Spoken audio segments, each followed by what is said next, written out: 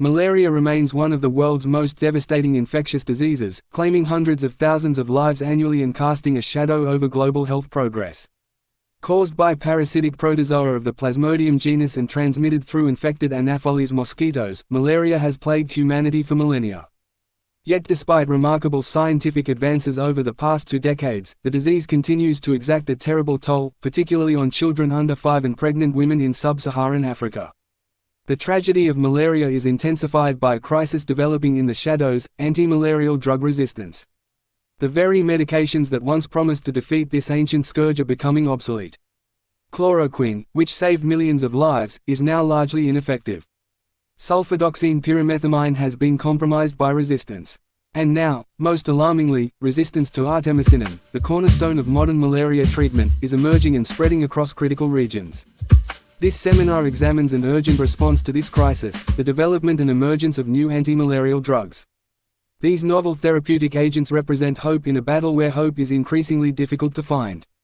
Understanding these new drugs, their mechanisms, their promise, and their potential, is essential for anyone concerned with global health, infectious disease control, or the future of malaria treatment. 1.2 Background of study. Malaria treatment has evolved through distinct historical phases, each shaped by the emergence of drug resistance and the search for more effective alternatives. The early era pre-1940s treatment relied on quinine, extracted from cinchona bark, which was expensive, toxic, and only partially effective. Malaria control was limited and inefficient.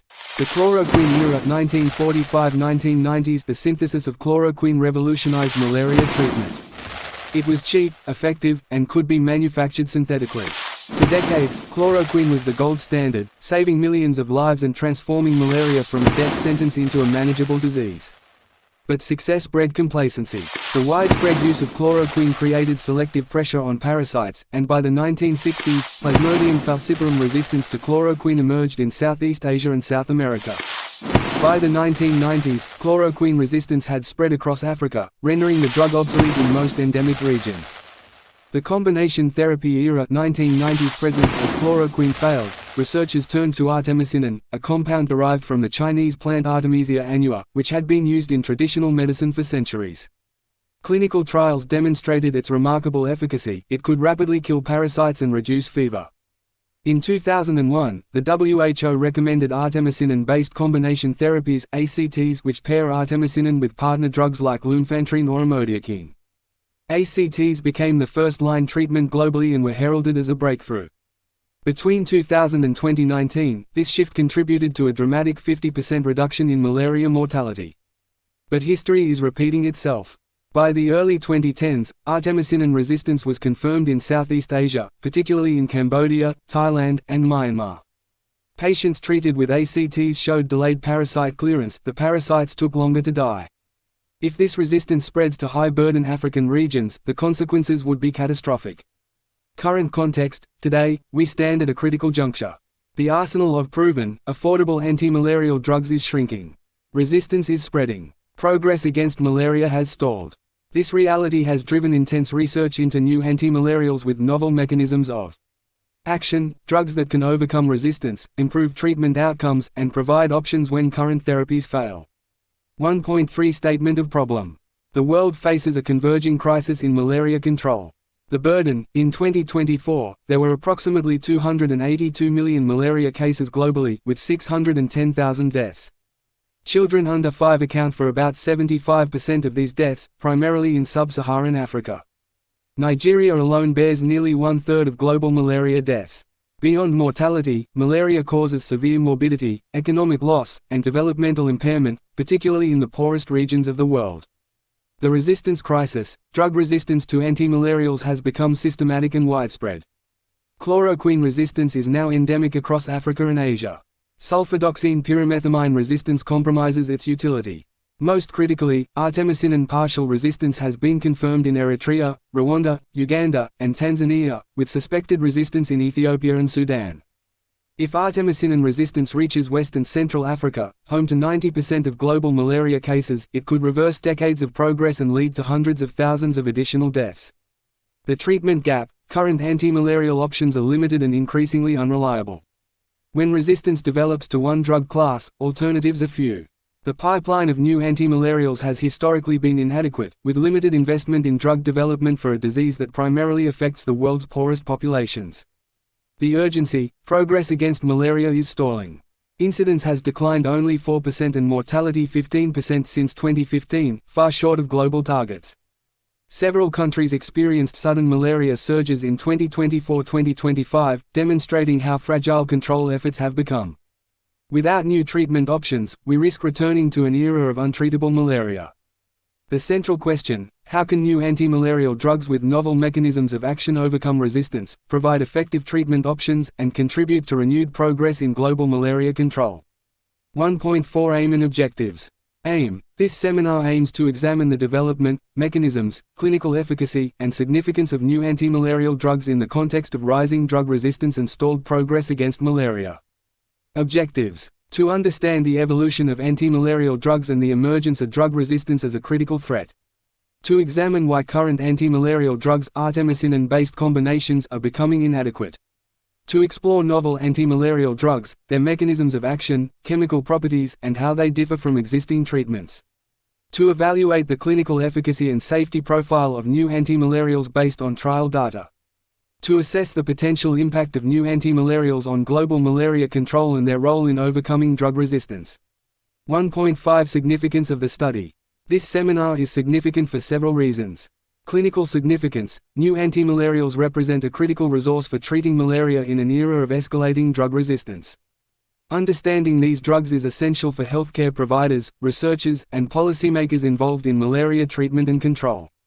Public health importance: the emergence of new antimalarial options directly impacts the ability to control malaria, reduce mortality, particularly among children under 5, and prevent the catastrophic consequences of widespread drug resistance.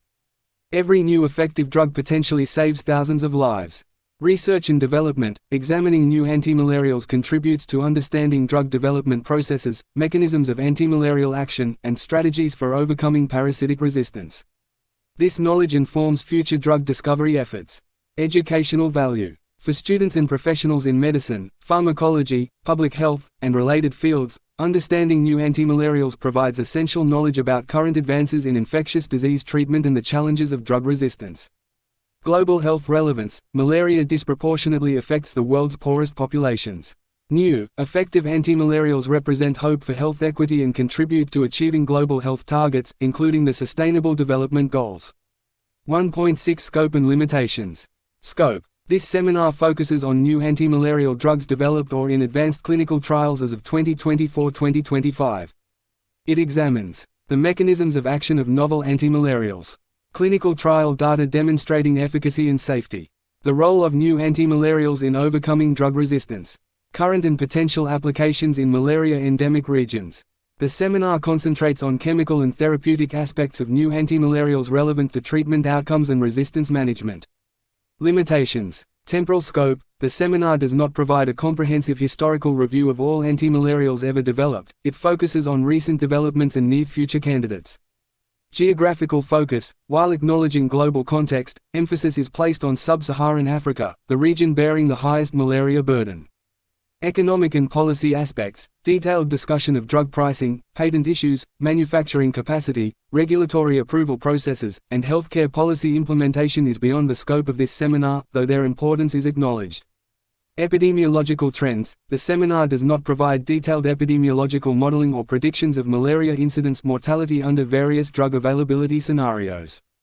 Vector control and other interventions: while antimalarials are the focus, this seminar does not comprehensively address other malaria control strategies such as insecticide-treated bed nets, indoor residual spraying, or vaccination.